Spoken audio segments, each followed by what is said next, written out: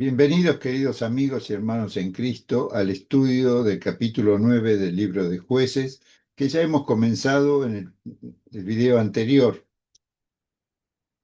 En esta oportunidad vamos a compartir la fábula de Jotam, que se encuentra entre los versículos 7 y 21 del capítulo 9 que hemos mencionado. Y este pasaje es una de las piezas literarias más fascinantes del Antiguo Testamento, porque es la parábola de los árboles que buscan rey. Es la primera fábula registrada en las Escrituras y es una de las piezas literarias más fascinantes del Antiguo Testamento. En ella, la naturaleza cobra voz para dar una dura lección política y espiritual a un pueblo decidido a darle la espalda a Dios. Antes de comenzar con el estudio bíblico de la fábula, recordemos el contexto inmediato que nos ayudará a comprender su correcta interpretación, hacia quienes fue dirigida y las consecuencias que vendrán sobre el pueblo y el rey elegido para gobernar en Siquem. Tras derrotar Gedeón, cuyo apodo fue Jerobal, a los madianitas, el pueblo le propuso fundar una dinastía.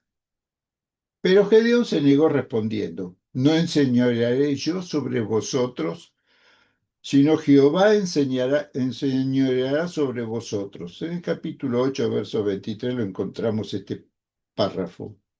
Sin embargo, durante su judicatura, que duró 40 años, donde hubo paz sobre la tierra, dice el texto bíblico del versículo 28, capítulo 8, que se refiere al pueblo de Dios, hubo paz. Gedeón vivió como un rey, porque tuvo muchas mujeres y 70 hijos, dice el versículo 30 del capítulo 8, que constituyeron su herencia familiar, los cuales, a instancia de su padre, tampoco aceptarían ser rey. Además, tuvo un hijo extramatrimonial con una concubina de Siquén, cuyo nombre no se menciona, al que llamó Abimelech, quien, a diferencia de su padre y de sus hermanos, él sí quería ser rey. Como sucedía en el período de los jueces, cuando un juez moría, el pueblo recaía en la idolatría. La Escritura declara: los hijos de Israel volvieron a prostituirse yendo tras los Baales y escogieron por Dios a Baal Berit. Versículo 33 del capítulo 8. Así, una vez más, dieron la espalda al Señor que los había librado. Esto sucedió después de la muerte de Gedeón. Ahora, sin líder ni gobernante reconocido, Abimelech, hijo ilegítimo de Gedeón, apeló al orgullo nacionalista de los ciudadanos de Siquem, identificándose con ello con estas palabras: ¿no soy yo hueso vuestro y carne vuestra? Versículo 2, capítulo 9.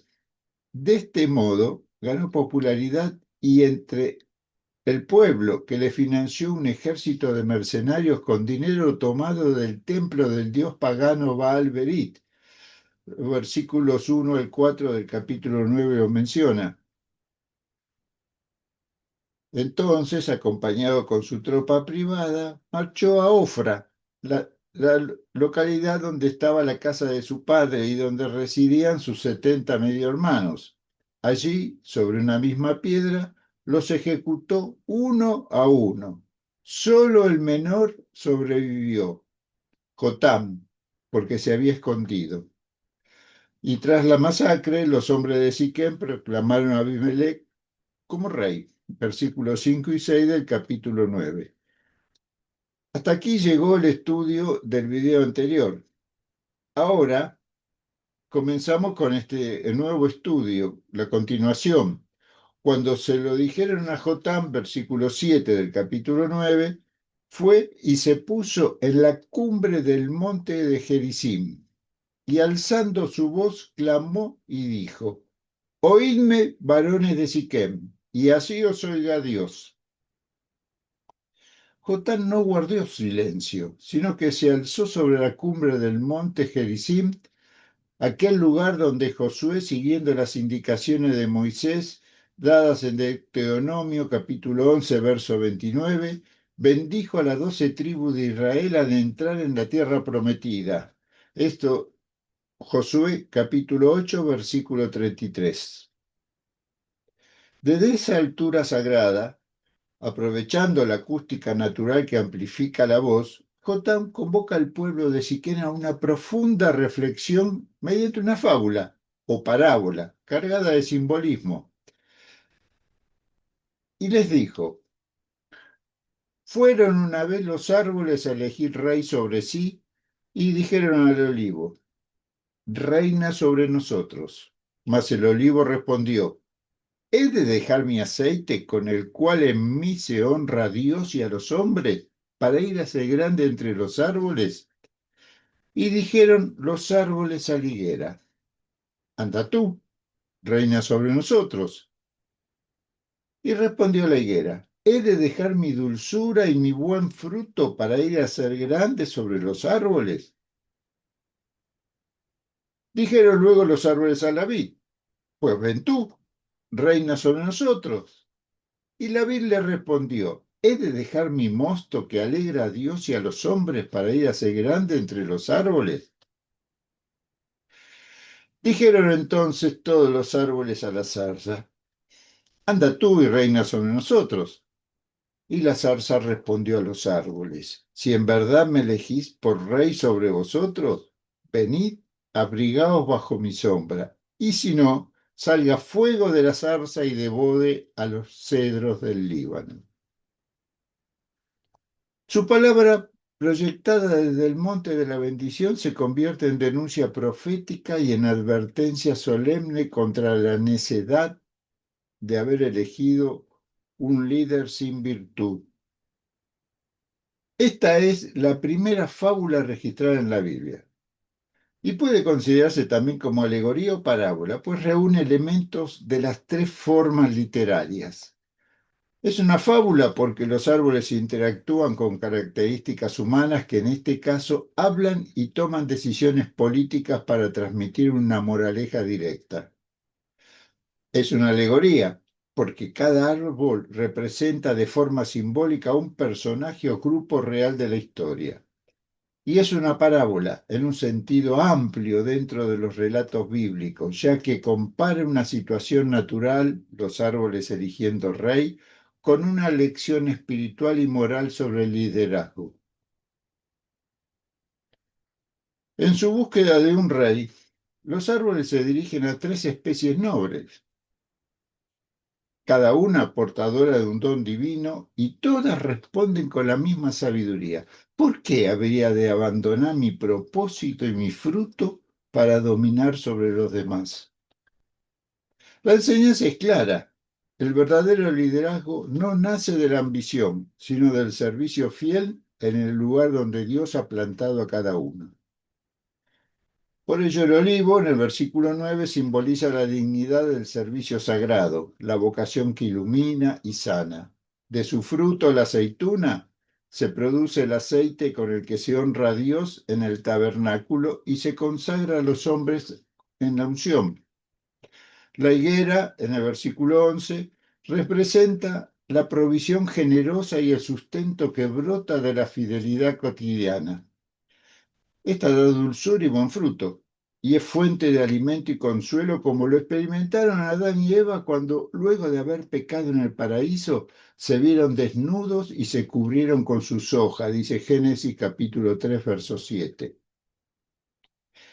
Y la vid, versículo 13, encarna la alegría y la comunión, el gozo compartido que une al pueblo en torno a la bendición divina.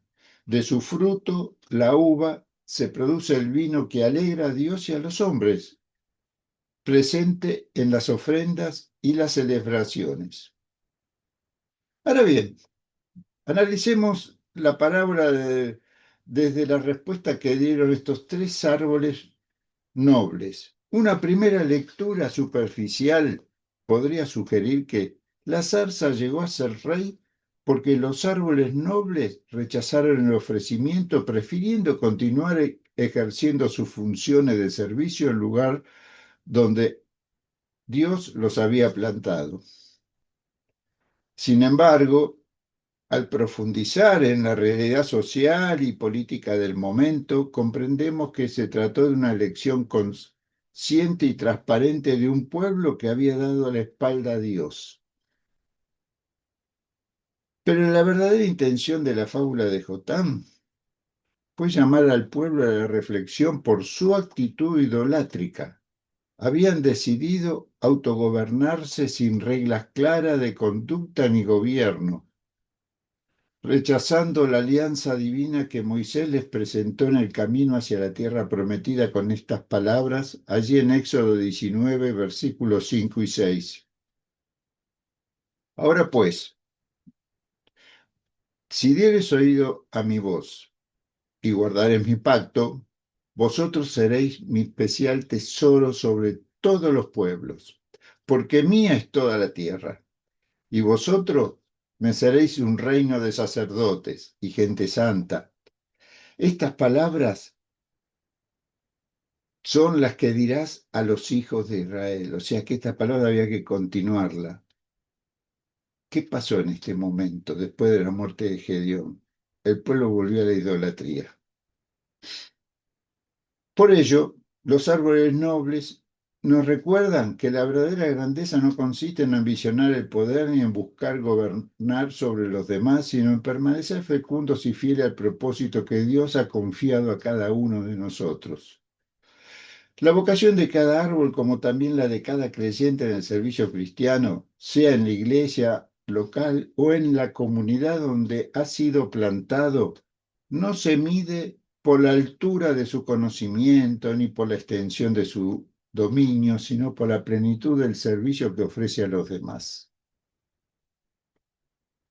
Es esencial comprender que la fábula tampoco pretende reprochar la actitud de los árboles nobles que rehusaron ser rey, ni responsabilizarlos por haber dejado espacio al menos indicado para gobernar.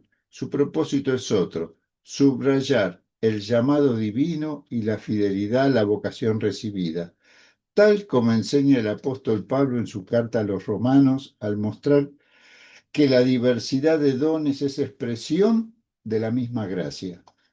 Así lo dice en el capítulo 12, versículos 6 al 8 del libro a los Romanos.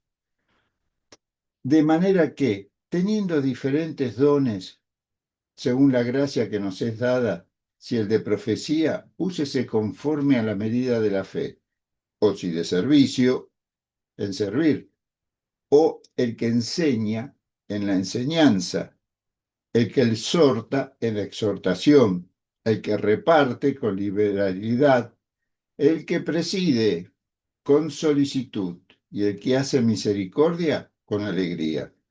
Así como cada árbol permanece en el fruto que le ha sido otorgado, cada creyente glorifica a Dios cuando persevera en el don recibido, ese llamado de vocación, sin desviarse hacia la vanidad del poder, sino permaneciendo en la fidelidad del servicio.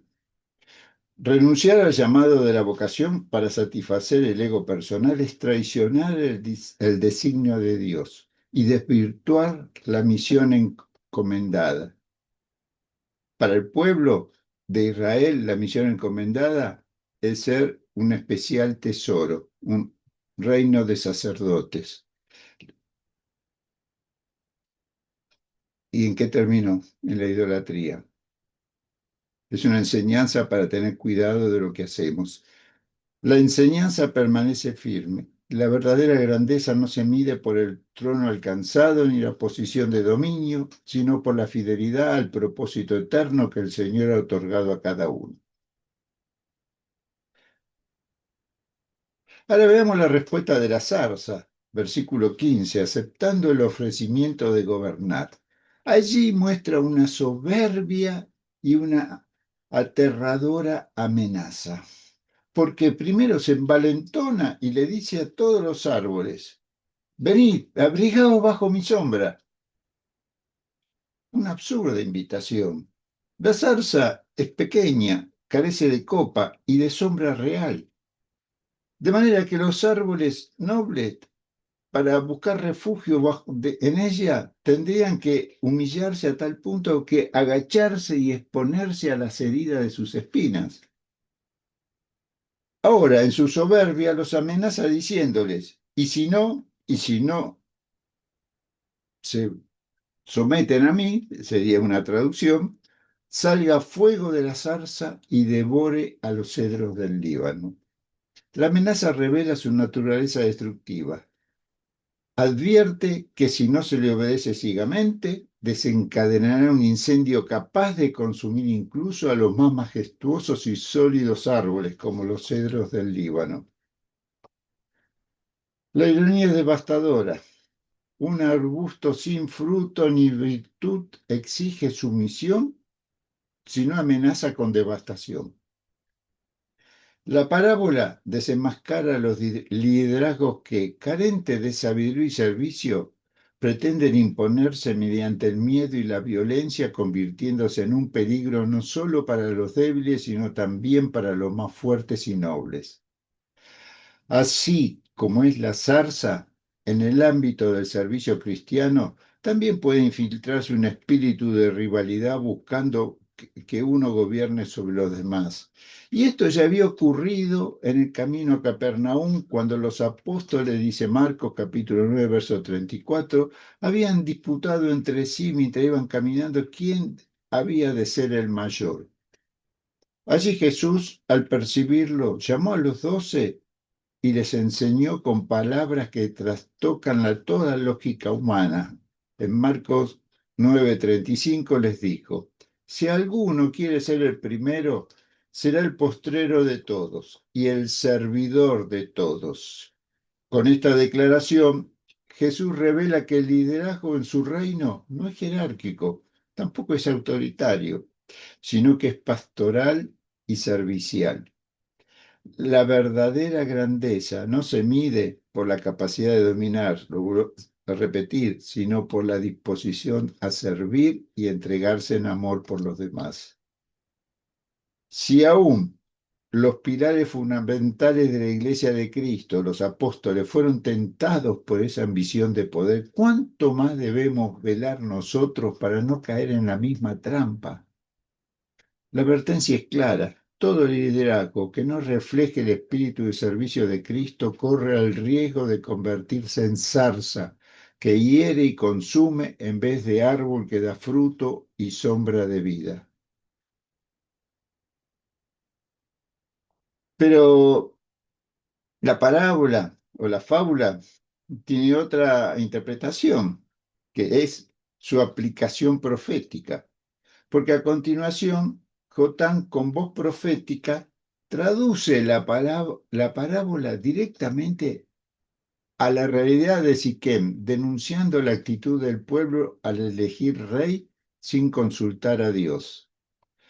En los versículos 16 al 20, él dice, ahora pues, si con verdad y con integridad habéis procedido en hacer rey a Abimelech, y si habéis actuado bien con Jerobaal, o sea, con su padre, y con su casa, y si le habéis pagado conforme a la obra de sus manos, porque mi padre peleó por vosotros y expuso su vida al peligro para libraros de la mano de Madián, y vosotros habéis levantado hoy contra la casa de mi padre y habéis matado a sus hijos, 70 varones en una misma piedra, y habéis puesto por rey sobre los de Siquén Abimelech, hijo de su criada, por cuanto es vuestro hermano. Si con verdad y con integridad habéis procedido hoy con Jeroboam y con su casa, bueno, que gozáis de Abimelech y él goce de vosotros.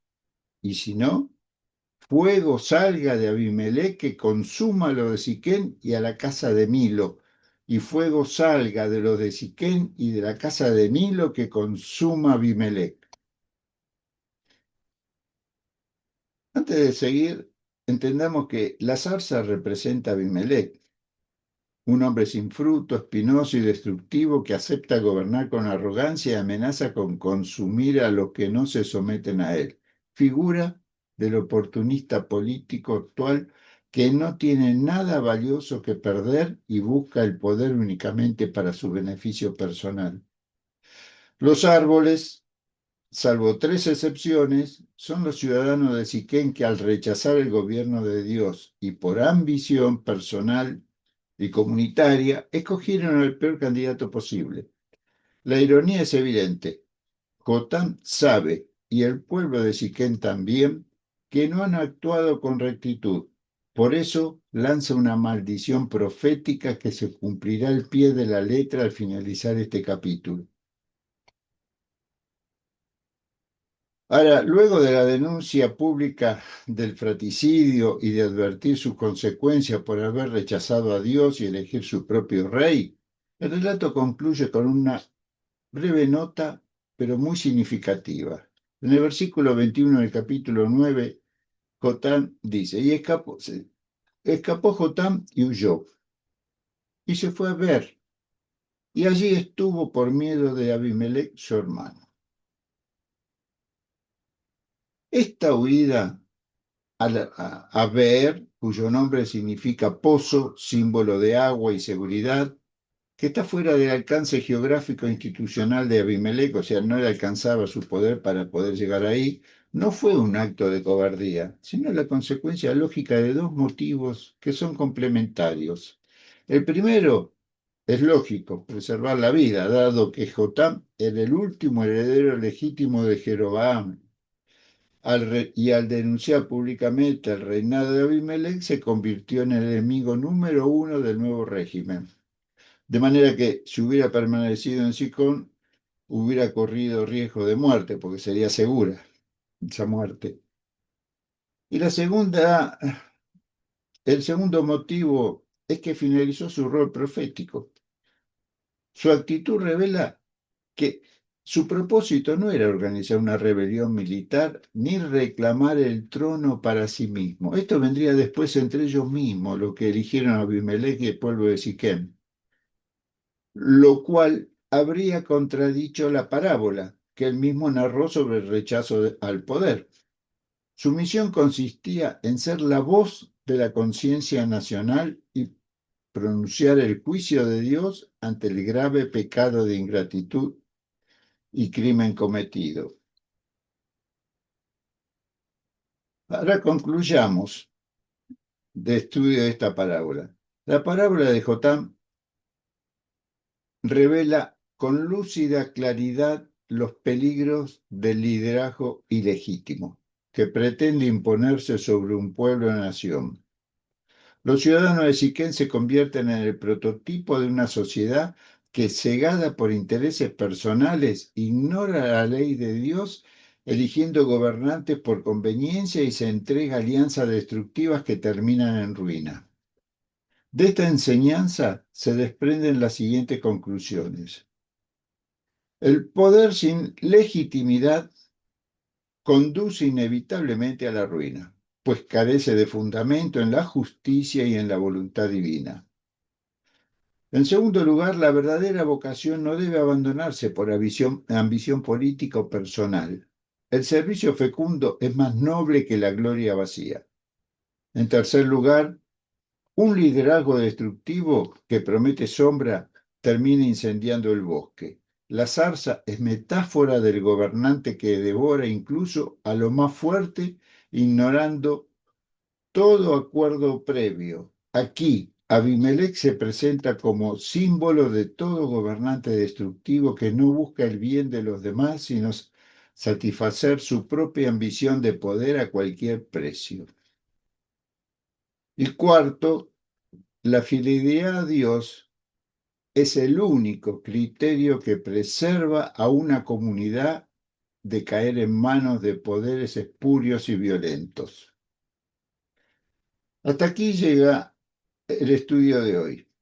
En el próximo video estudiaremos cómo la rebelión de Siquén contra Abimelech se convirtió en la chispa que encendió la zarza, dando inicio al cumplimiento de la profecía pronunciada por Jotam.